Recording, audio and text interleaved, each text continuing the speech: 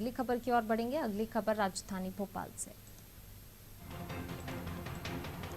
BJP Chhattisgarh में भी वापसी का रास्ता खोज रही है। तो जहां एक तरफ मध्य प्रदेश में बीजेपी की तैयारियां तेज हैं, तो वहीं छत्तीसगढ़ में अपनी खोई हुई जमीन वापस चाहती है बीजेपी और इसके लिए तैयारी कर रही है, वापसी का रास्ता खोज रही है। मध्य प्रदेश में आदिवासी वर्ग को साध कर वापसी का रास्ता खोज रही है। दोनों राज्यों की आदिवासी संस्कृति, सामाजिक ढांचे में काफी समानता है। पार्टी को लोगों को तुलनात्मक विकास बताना आसान हुआ है। रणनीति के तहत सीएम शिवराज सिंह चौहान छत्तीसगढ़ में प्रचार कर चुके हैं। तो जिस तरीके से मध्य प्रदेश में हमने देखा कि आदिवासी वर्ग को साधने के लिए कवायद की जा रही है, वहीं बीजेपी छत्तीसगढ़ में भी वापसी का रास्ता खोज रही। दोनों राज्यों की आदिवासी संस्कृति, सामाजिक ढांचे में काफी समानता है और इसी को लेकर दोनों ही जगह जो है बीजेपी आदिवासियों को साधने की तमाम कवायदें कर रही है। पार्टी को आसान हुआ है लोगों को तुलनात्मक विकास बताना। रणनीति के तहत सीएम शिवराज सिंह चौहान छत्तीसगढ़ में प्रचार कर चुके हैं।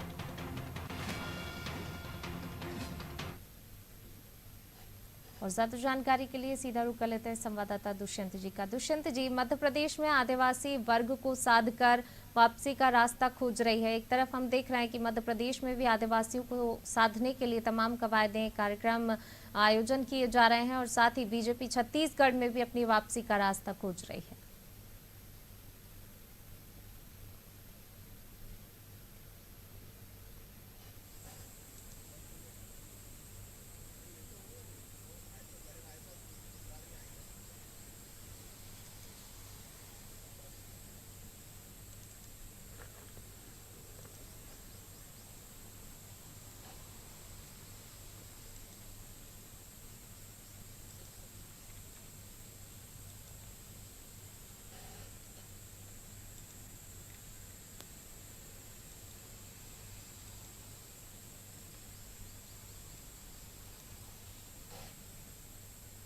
बिल्कुल देखिए, समितियों के सम्मेलन भी यहाँ पर मध्य प्रदेश की राजधानी भोपाल में आयोजित किया गया है। इसके साथ ही तमाम सारे कई योजनाएं जो हैं वो आदिवासी वर्ग के लिए यहाँ पर सरकार चला रही है और इसी के रास्ते कहीं ना कहीं मध्य प्रदेश के रास्ते छत्तीसगढ़ में भी सरकार में वापसी का रास्ता जो है वो बीजेपी तय कर रही है। कोशिश ये की जा रही है कि छत्तीसगढ़ में किस तरीके से वापसी की जाए, आदिवासियों को किस तरीके से रिझा जाए।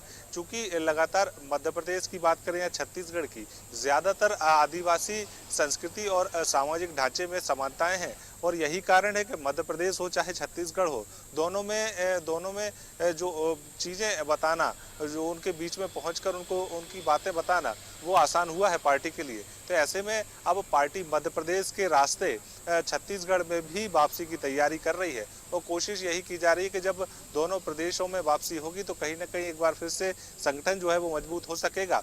हालांकि अभी जिस तरीके से अगर मध्य प्रदेश की बात करें तो मध्य प्रदेश में काफ़ी सारी योजनाएं आदिवासियों के हित में चलाई जा रही हैं। मुख्यमंत्री शिवराज सिंह चौहान की बात करें तो इस पूरी रणनीति के तहत वो छत्तीसगढ़ के खैरागढ़ में प्रचार कर चुके हैं और जिस तरीके से कोशिश ये की गई थी कि बीजेपी के द्वारा कि ज़्यादा से ज़्यादा जो आदिवासी वर्ग है उस वर्ग को ये बताना कि मध्य प्रदेश और छत्तीसगढ़ में जिस तरीके से मध्य प्रदेश में कई योजनाएं सरकार चला रही है बीजेपी की, उसी तरीके से छत्तीसगढ़ में अगर दोबारा से सरकार बनती है तो मध्य प्रदेश की भांति ही छत्तीसगढ़ में भी आदिवासियों के हित में कई सारी योजनाएं जो हैं यहाँ पर चलाई जाएंगी।